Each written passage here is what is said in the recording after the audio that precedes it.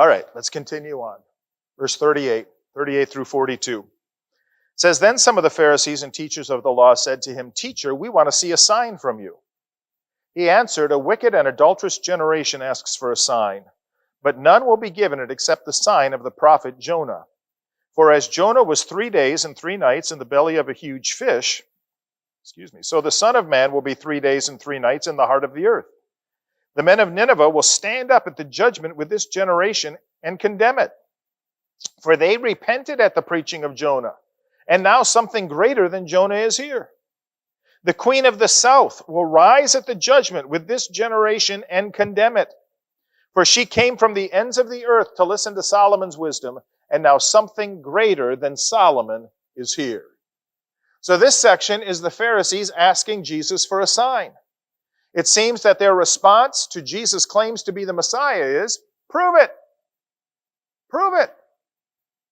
They're asking Jesus to perform some kind of incredible miracle that will convince them that Jesus is the Messiah. The problem is that they've already seen signs, wonders, and miracles that only God can do, and it hasn't convinced them. So Jesus refuses to perform for them. He's not a trained SEAL. Okay? And he says there will be one sign given that is irrefutable, the sign of Jonah.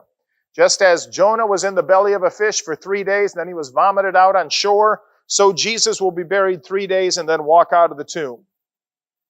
And he tells the Pharisees that on the day of judgment, the people of Nineveh will stand up and condemn Jesus' contemporaries because Nineveh repented at Jonah's preaching, but Jesus' contemporaries reject Jesus and his message even though they have so many advantages.